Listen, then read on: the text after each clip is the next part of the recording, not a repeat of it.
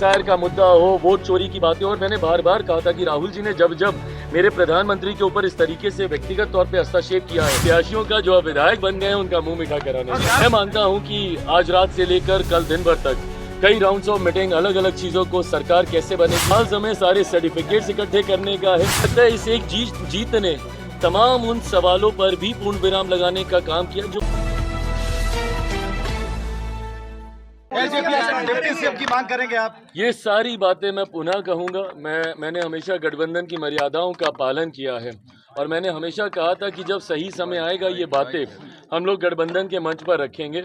मैं मानता हूं कि आज रात से लेकर कल दिन भर तक कई राउंड्स ऑफ मीटिंग, अलग अलग चीज़ों को, सरकार कैसे बनेगी, सरकार का स्वरूप कैसा होगा, सरकार में किस दल की क्या भूमिका होगी, इन तमाम बातों पर विस्तार में चर्चा की जाएगी। फिलहाल समय सारे सर्टिफिकेट्स इकट्ठे करने का है, अपने प्रत्याशियों का जो विधायक बन गए हैं उनका मुंह मीठा कराने का। चिराग जी, आपके प्रदेश में राहुल गांधी यहाँ आए, वोट अधिकार यात्रा की, वोट चोरी का आरोप आरजेडी और कांग्रेस ने भी लगाया। एसआईआर के बाद ये पहला विधानसभा चुनाव था। वो जो आरोप लगाते थे अब नतीजे सामने हैं, उन तमाम आरोपों पे क्या कहेंगे अब नतीजों के? मुझे लगता है इस एक जीत ने तमाम उन सवालों पर भी पूर्ण विराम लगाने का काम किया जो भ्रम विपक्ष ने फैलाने का प्रयास किया। भले वो एसआईआर का मुद्दा हो, वोट चोरी की बातें, और मैंने बार बार कहा था कि राहुल जी ने जब जब मेरे प्रधानमंत्री के ऊपर इस तरीके से व्यक्तिगत तौर पे हस्तक्षेप किया है, चौकीदार चोर है इससे पहले कहना, अब वोट चोरी की बातें करना, जिस तरीके से उनकी मां को लेकर उनको व्यक्तिगत तौर पर कि मंच पर नाचने लग जाएंगे, ये सारी बातें बिहारी संस्कारों के लिए भी जाने जाते हैं।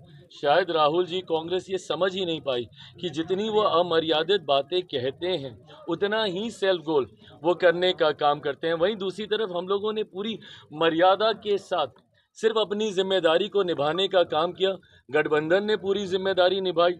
आई कांट थैंक मेरी पार्टी के नेताओं को मैं जितना धन्यवाद दूं, जिस तरीके से हमारे तमाम प्रत्याशियों ने अपना कैंपेन चलाया, जिस तरीके से हमारे प्रदेश के प्रभारी जिनको संगठन और चुनाव दोनों की जिम्मेदारी दी गई, अरुण भारती जी की भूमिका रही, जिस तरीके से हमारे तमाम प्रकोष्ठों के नेताओं की जिम्मेदारी रही, जिन्होंने हमारे कार्यक्रम से लेकर अशरफ जी हैं, वेद प्रकाश पांडे जी हैं, यहाँ पर हमारे तमाम प्रवक्ता साथी हैं, राजेश जी हैं, जिन्होंने मीडिया से लेकर, संगठन से लेकर, चुनाव की रणनीति से लेकर, और हमारे तमाम साथी जिसमें मेजॉरिटी में सब चुनाव लड़ रहे थे। हमारे प्रदेश अध्यक्ष चुनाव जीते हैं गोविंदगंज से, राजू तिवारी जी, जिस तरीके से हमारे प्रधान महासचिव संजय पासवान जी बकरी से, जिस तरीके से ब्रह्मपुर से हुलास जी, जितने भी संगठन के साथियों ने भी चुनाव लड़ा और पार्टी की और गठबंधन के भीतर जो तालमेल रहा, मुझे लगता है इसने प्रचंड जीत की ओर हम लोग को अग्रसर किया। चिराग जी, एक सवाल व्यक्तिगत तौर पे है, आपके पिताजी के निधन के बाद ये पहले खाता भी नहीं खोल पाए और कह रहे थे कि मैं राजनीति से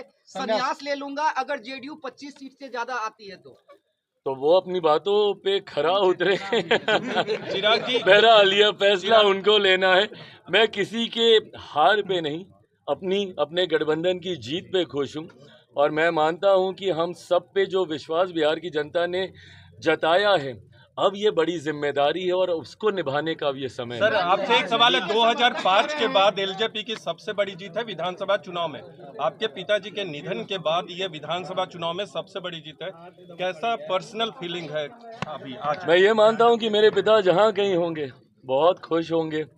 उन्होंने आज से ठीक 20 साल पहले अपनी मेहनत से, अपने परिश्रम से पार्टी को नई ऊंचाइयों तक लेकर गए थे। विभिन्न कारणों से विधानसभा में पार्टी ने उसके बाद वैसा प्रदर्शन नहीं दोहरा पाई। लोकसभा में वी बीन कंसिस्टेंट।